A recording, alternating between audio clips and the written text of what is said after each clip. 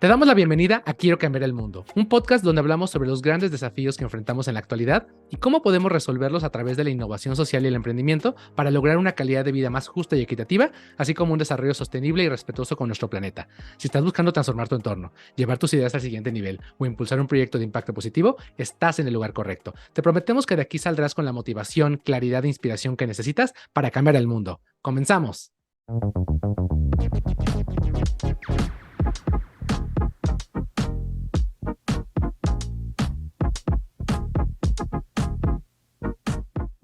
En este episodio vamos a hablar sobre el segundo jinete del apocalipsis ambiental y el tema es la crisis del agua, porque millones de personas no tenemos agua limpia y segura y pues esto deriva una gran cantidad de problemáticas como la escasez de agua potable, la contaminación, la sobreexplotación que tenemos de los mantos acuíferos y esto pues trae consecuencias gravísimas. Y con esta serie de podcasts pues nosotros queremos generar conciencia sobre la importancia de cuidar el agua, de cuidar el planeta. Y justo el 22 de marzo es el Día Internacional del Agua, el Día Mundial, y se celebra desde 1993. Y justo el lema este año, Jorge, en este 2023, es acelerar el cambio. Y nos dicen esta frase que es como muy típica que la hemos escuchado, sé el cambio que quieres ver en el mundo. Y aquí lo que se busca es como trasladar esta responsabilidad de la gestión del agua a cada uno de nosotros. A cada uno de nosotros, pero sabemos que como personas, pues unos tenemos mayor responsabilidad que otros. ¿Cómo ves, Jorge? Sí, me parece muy interesante, de repente un poquito peligroso porque al final las grandes industrias y los gobiernos son responsables del uso que se le da a este recurso. Sin embargo, al final, pues quienes toman las decisiones son personas, ¿no? Y si logramos que esta responsabilidad la adquiramos cada uno de nosotros y no solamente quienes consumimos y estudiamos, trabajamos en un lugar normal, digamos, pero al final ese lugar normal puede ser que trabajes en gobierno, que trabajes en una empresa, que trabajes en una universidad, una ONG. Entonces, en el lugar que estés y haya un uso del agua y posiblemente tengas una responsabilidad sobre ese uso del agua, entonces empezar a actuar ante ello. Y justamente me pareció fantástico una fábula que hablan en el marco de este Día Mundial del Agua, donde nos preguntan, ¿vas a ser espectador o vas a pasar a la acción? Esta fábula es acerca de un colibrí que pues nos ayuda a ejemplificar pues cómo podemos reaccionar ante este tipo de crisis, y lo voy a empezar un poquito a contar, a leer. Dice: cierto día se declaró un incendio en el bosque y todos los animales huyeron despavoridos y tras ponerse a salvo se quedaron pasmados contemplando las llamas, sumidos en el terror y la tristeza. Por encima de sus cabezas, una colibrí iba y venía del fuego una y otra vez. Los animales más grandes preguntaron a la colibrí que qué estaba haciendo. Vuelo al lago a por agua para ayudar a apagar las llamas. Los animales se echaron a reír y exclamaron: tú sola no puedes extinguir este incendio. Es cierto, dijo la colibrí, pero estoy aportando mi granito de arena. Y si bien de repente puede ser como una frase típica cliché, definitivamente lo que estamos haciendo, y ese es el objetivo de este podcast, que entendamos que cualquier acción, por más pequeña que sea, es muy buena para estar abonando.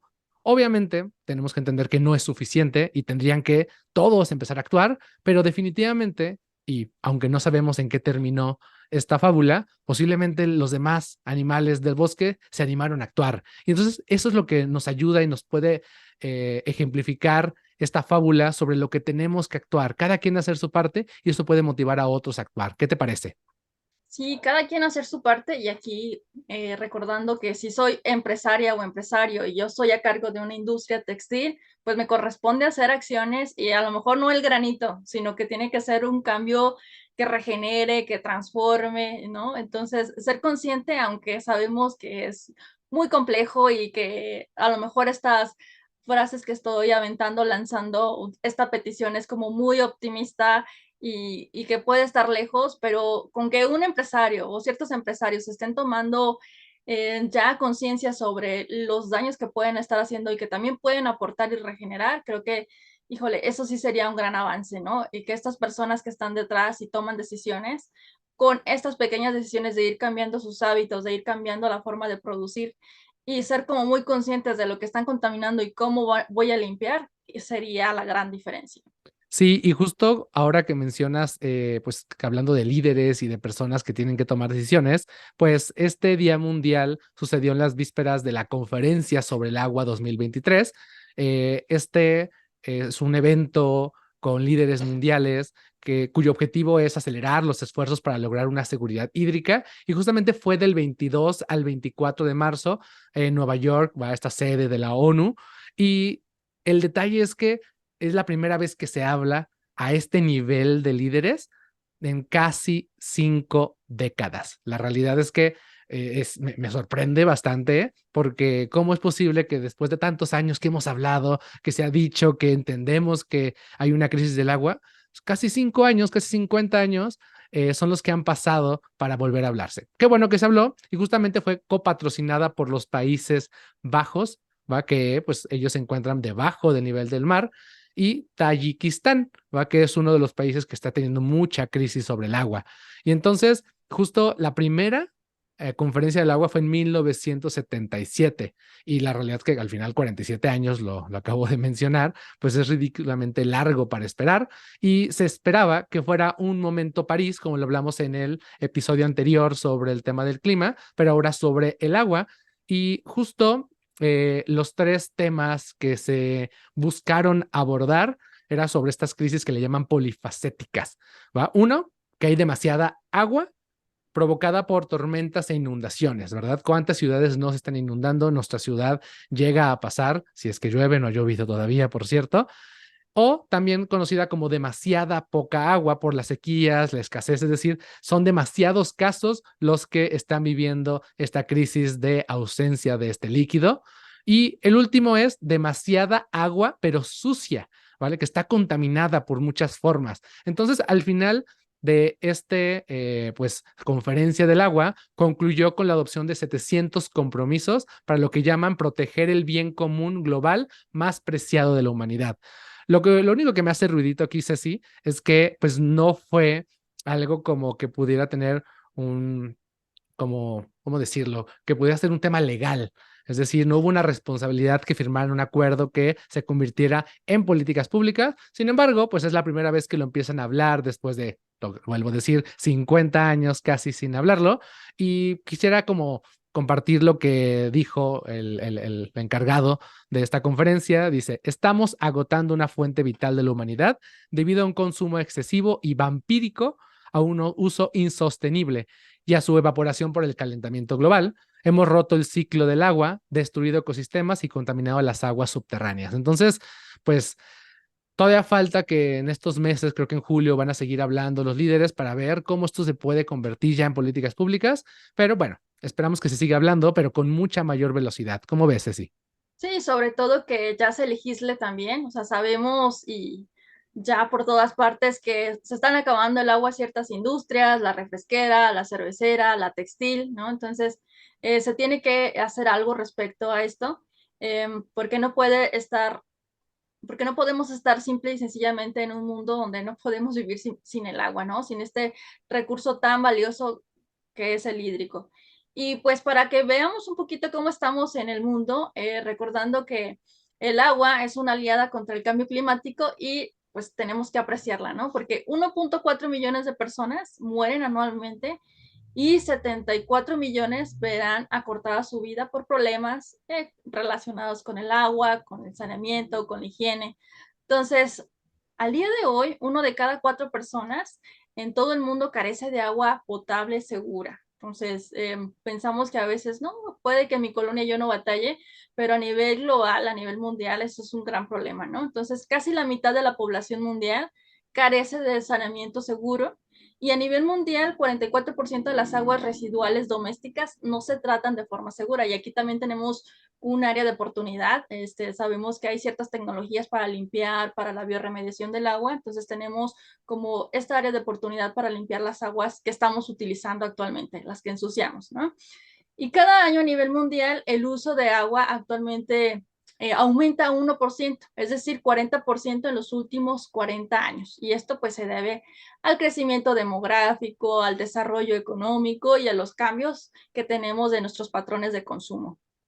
Sí, definitivamente me parece sorprendente este último, ¿va? Cómo ha aumentado y seguimos aumentando en población y seguramente ese 1% va a aumentar. Y ahora que mencionas estas estadísticas, pues, y hablando de todo este problema, justo, pues es importante hablar de esta película que tuvimos la oportunidad de ver, que se llama Dark Waters, con el buen actor Mark Ruffalo. Les cuento para quien no haya tenido la oportunidad y perdón porque tiene spoilers, pero pues no están spoilers si sucedió en la vida real. Pues todo empieza en un poblado de Virginia en los Estados Unidos, donde pues 200 vacas empezaban a morir en extrañas circunstancias y justamente pues el dueño de esa granja pues conoce a la mamá de este abogado que es el protagonista de la película, que justo ha trabajado durante muchos años a defender a las industrias químicas como las de DuPont, esta empresa que está en este poblado de Virginia y pues básicamente atentó contra la salud de más de 70,000 personas en este pueblo y de hecho generaba empleos, literal tenía como básicamente comprado al pueblo, se ve ahí que para ellos el que se empezara a investigar con abogados qué estaba haciendo DuPont era como un, ¿qué quieres? ¿Que nos quedemos sin empleos? ¿Vale? Porque básicamente el pueblo creció durante los últimos 50 años gracias a esta empresa. Era un símbolo de progreso, básicamente.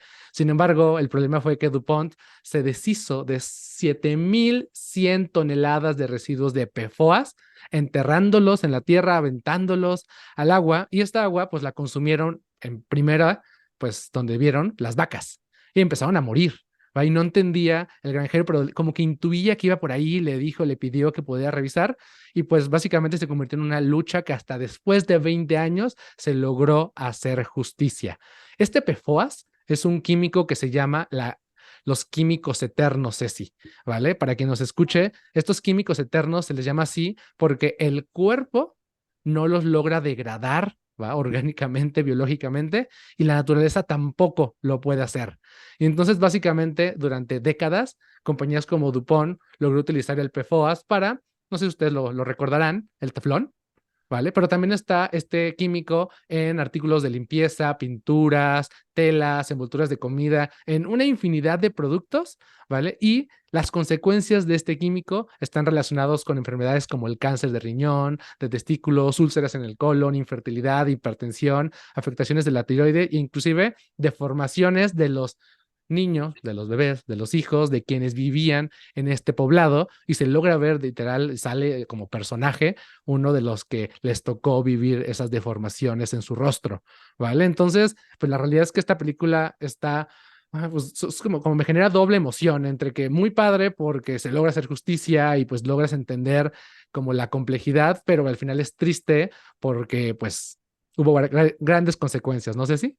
Sí, lamentablemente pues fue demasiado tarde porque grandes investigaciones han demostrado que estos químicos ya se encuentran en el 99% de los humanos. O sea, ya tenemos todas estas toxinas que no podemos degradar porque como bien lo decías, están en la mayoría de los artículos que utilizamos en nuestro día a día. Entonces, a mí me impactó muchísimo esto cuando estábamos viendo la serie y justo cuando empezó este abogado a hacer las investigaciones, a demostrar que esta empresa ya estaba contaminando demasiado y que esto ya se había expandido, ya se salió como de control, ¿no? Pues fue como muy contundente a todas las investigaciones que se hicieron y pues todo tenía relación, ¿no? Entonces, esta batalla, duró esos 20 años que tú dices, pero en el 2017 justamente se logra hacer justicia y esta empresa tuvo que compensar a las personas que tenían todas estas consecuencias graves y pues tuvo que dar unos millones, por ahí tuvo que soltar su dinerito para compensar todos los daños que habían hecho en la salud de las personas de este poblado en Virginia, ¿no? Entonces, por ahí soltó 670 millones para compensar a 3,500 personas. Y definitivamente por ahí vemos en esta serie que incluso la primera persona que logra poner la demanda y que hoy dice, esto le está pasando a mi ganado, él no alcanzó a ver la justicia. Entonces, pero es bien importante que reflexionemos sobre esto, ¿no? Para el granjero que por primera vez denunció el envenenamiento de sus vacas, ¿sí? él se atrevió a hablar y a decir, necesitamos un abogado, necesitamos que aquí se haga justicia, fue solo una persona, ¿no? Y provocó un gran movimiento, pues a él ya no le tocó ver que se hiciera justicia para el 2017, pero queremos como rescatar esto, ¿no? Una persona que se ponga en pie y hable y que pueda hacer esta gran diferencia, Jorge. Sí, no, yo creo que el que levantemos la voz cuando hay injusticias es súper importante porque puede que nadie más lo vea y si lo ven puede que nadie más se anime y el que te animes te puede poner en muchos riesgos, ¿verdad? Porque lo estaban amenazando como muchas y lamentablemente ocasiones pasan.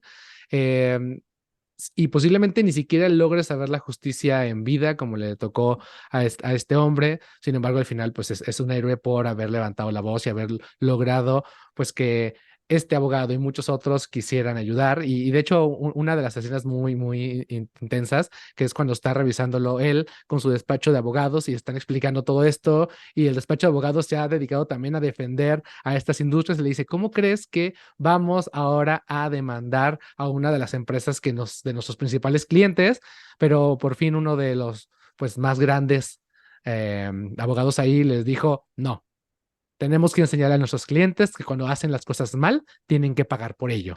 Y entonces siguen por ello. Entonces creo que pocas veces nos toca ver ahí como este tipo de acciones y hay héroes también. Y por eso esto de la responsabilidad individual es importante porque aquí este abogado pudo no haber tomado esa responsabilidad individual y haber dicho pues lo que diga la mayoría, sino impuso realmente algo que estaba pues correctamente de manera moral y ética. ¿Vale? Y entonces, pues si te parece, así, vamos a pasar a soluciones. Vamos a hablar de casos, pues como lo hicimos en el anterior episodio, hablamos primero de los problemas. Ahora vamos a hablar de algunas soluciones para combatir estas problemáticas del agua. Y pues obviamente tenemos que empezar con el caso que más nos encanta aquí en el equipo de ESMEX, que es Isla Urbana, ¿va? Esta es una empresa social mexicana que, para los que no sepan, comenzó como una tesis de licenciatura. Y justamente Enrique Lobnitz y Renata Fentón, quienes son los fundadores que empezaron con este proyecto, decían, yo estoy estudiando diseño industrial, pero no quiero que el diseño se utilice como una manera de crear artículos, productos estéticos caros, que solamente hagan más grande la desigualdad y que contaminen el planeta. Y entonces dijeron, ¿cómo podemos resolver un problema? Identificaron el agua y justamente en la Ciudad de México, ¿va? Se fueron a la zona de la Jusco a realizar entrevistas con los habitantes y se dieron cuenta de varias características. Uno, pues que sabes, abastecían con tinacos o tambos, ¿vale? No había mucho para poder almacenar el agua.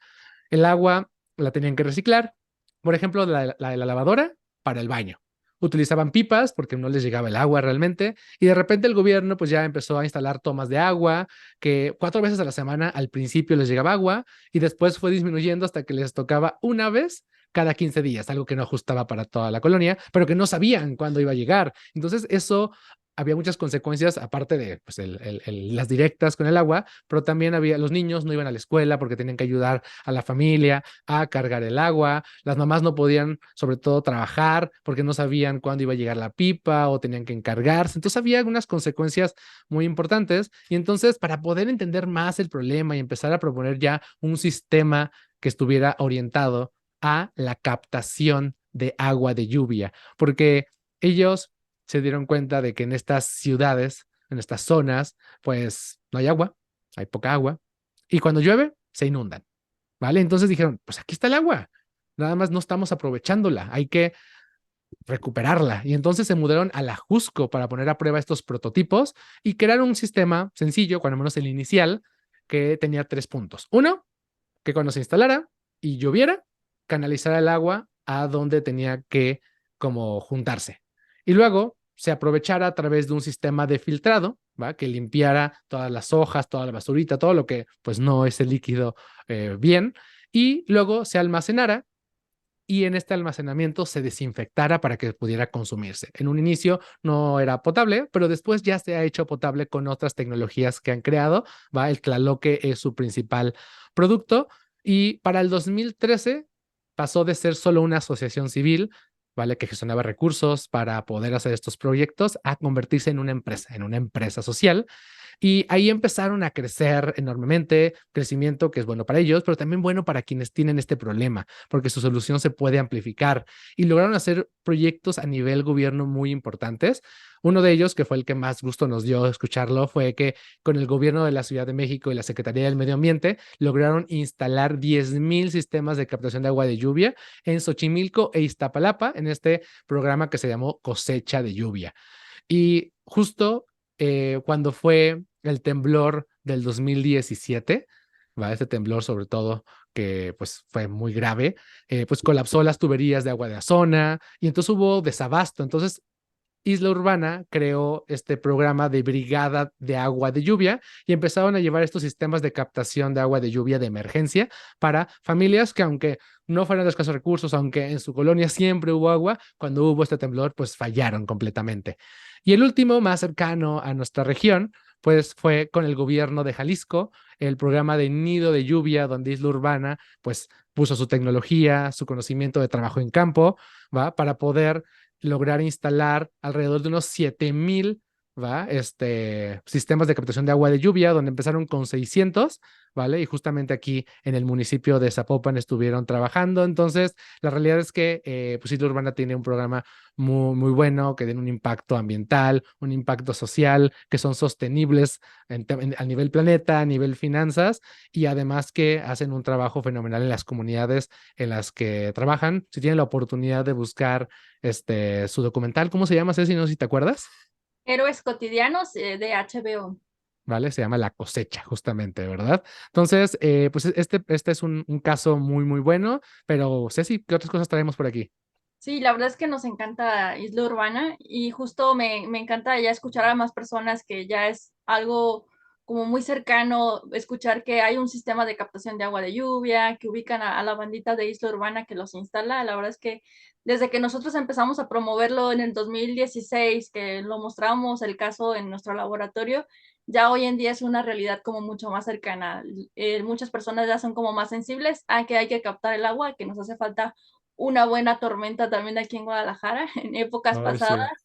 En años Sí, sí. pasados se inundaba todo, ¿no? Entonces, este año, pues obviamente por todos estos problemas de cambio climático que traemos, se nos han retrasado las lluvias. Que si Y están escuchando este podcast, todavía no ha llovido. Espero que cuando lo escuchen ya esté lloviendo. estamos sufriendo de temperaturas elevadas en la zona metropolitana de Guadalajara y en muchos lugares es una ola de calor horrible. Y pues bien, la siguiente caso de éxito que a mí me gusta mucho es un poquito más grande y hablemos de cómo lo hace un país, ¿no? Y un caso de éxito que a mí me gusta mucho es cómo lo está haciendo Singapur, porque ellos han implementado programas grandes e integrales del manejo de sus aguas residuales, ¿no? Entonces ellos tienen una gran empresa que se llama New Water y trata justamente todas las aguas negras y tienen un proceso a través de tecnologías donde la van limpiando y la hacen potable, ¿no? Entonces, este país ha logrado alcanzar pues un alto grado de autosuficiencia en el tema del agua y pues obviamente para abastecer a toda su población.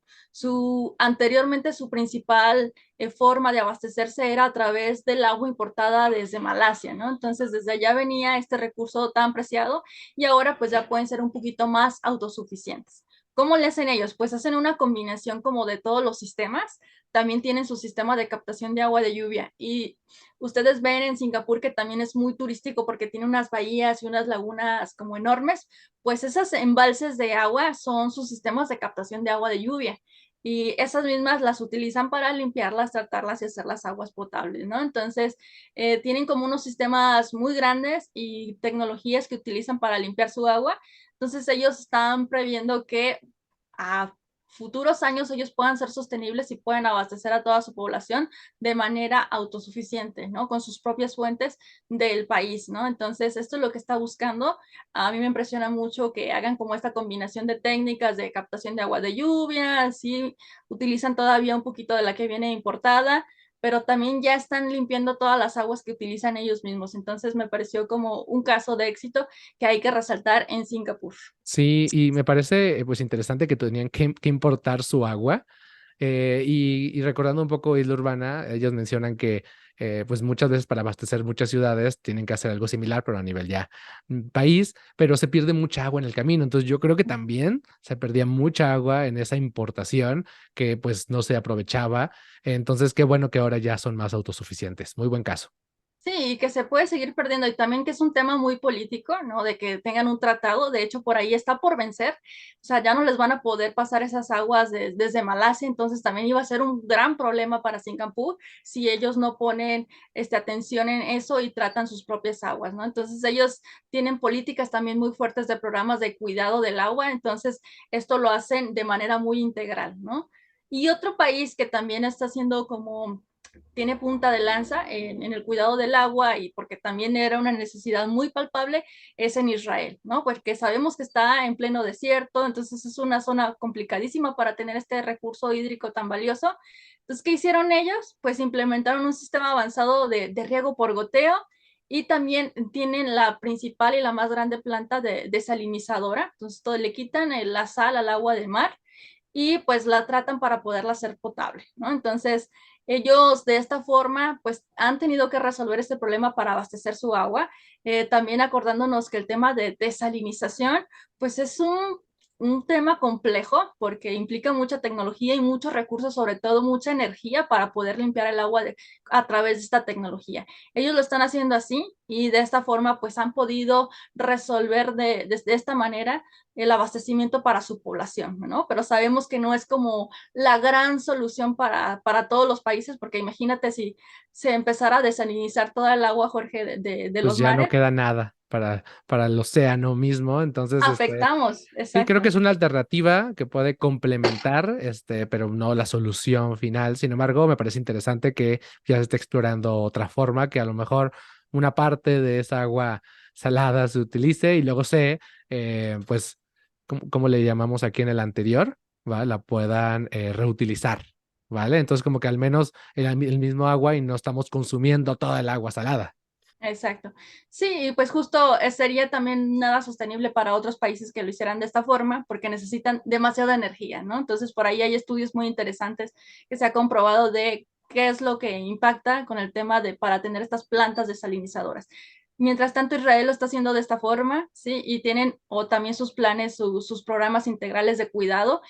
Justo las poblaciones que más carecen y tienen escasez de agua, pues son un poco más conscientes, ¿no? ¿No? ¿Cuántas veces no nos ha tocado ver que en comunidades, aquí en la zona metropolitana, hay personas que se las viven meses cuidando a cuentagota su recurso hídrico? Entonces, Literal. para ellos es muy importante andar lavando con acharolazos, bañarse con charolazos, o sea, contando su agua para utilizarla. Entonces, cuando se tiene ya este problema muy latente, definitivamente sí o sí, todas las personas ahí sí ponen el ojo para resolverlo, ¿no? Sí, y justo ahorita que dices este tema de comunidades, quiero contar el último caso que traigo, que se llama Agua Clara. Esta es una organización que diseña y construye plantas de tratamiento de agua y son de bajo costo para comunidades rurales en estos países, sobre todo lo han trabajado en Centroamérica, en Honduras, y lo que es particular de esta tecnología es que no está utilizando electricidad. ¿Vale? Entonces, usan tecnologías simples que son efectivas para purificar el agua y pues el creador se llama Monroe Weber Shirk, es un ingeniero estadounidense que diseñó estas plantas de tratamiento y pues ha logrado que más de 60,000 personas en este país pues puedan tener acceso a agua de calidad. Ya se están logrando expandir a Nicaragua, a la India inclusive, y él menciona que experimentó esta necesidad de agua potable cuando trabajó en los campamentos para refugiados salvadoreños en los 80s, ¿va? Y aprendió que las tecnologías disponibles no eran apropiadas para pues, las condiciones, el contexto de estas comunidades rurales, ¿va? E incluso para unos eran ciertas ciudades, era difícil operar y mantener estas plantas por pues, la gran tecnología que implicaban. Entonces buscó una tecnología más sencilla que justamente en lugar de utilizar la electricidad, pues utiliza la gravedad para purificar el agua y utiliza una serie de químicos que logran quitar esto llamada turbidez.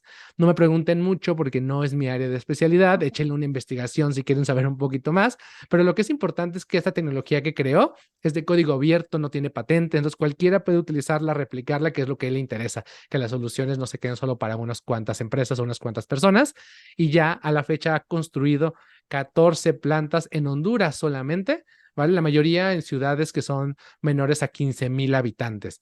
Algo que me parece como adicionalmente muy bueno, Ceci, es que este ingeniero creó algo que se llama el Agua Clara Labs, ¿vale? Y literalmente es como nuestro laboratorio de emprendimiento social, donde trae, lleva, va, a unos 50, 65 estudiantes de la universidad en la que trabaja a Honduras y empiezan a trabajar con pues, los socios locales para pensar en cómo mejorar esta tecnología, hacerla más accesible para que más personas se beneficien. Y lo que mencionan muchos estudiantes es que pues el trabajar ahí, el ver la realidad fuera de su privilegio, pues les cambia muchísimo la perspectiva y realmente se convierten en agentes de cambio, mucho de lo que también nosotros trabajamos en nuestro laboratorio, solo que ellos a un nivel más tecnológico para lograr resolver este tema del agua. Entonces, pues, ¿cómo ves, Ceci? ¿Qué te parece este caso? Muy asombroso y me encanta todo el tema del código abierto. Definitivamente necesitamos este tipo de soluciones para que la mayoría de las personas las comencemos a implementar y que también sea cotidiano las buenas prácticas del uso responsable del agua, cómo podemos captar, que ya todos tengamos como que ir adaptando estos mecanismos que son más sustentables y sostenibles para limpiar nuestra agua.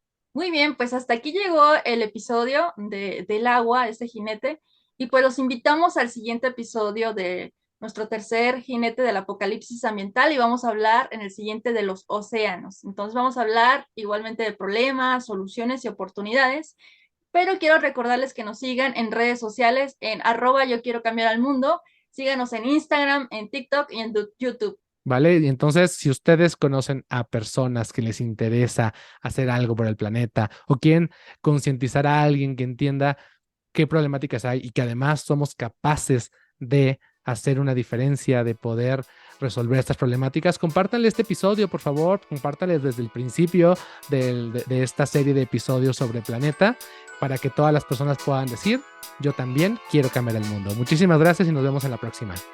Bye.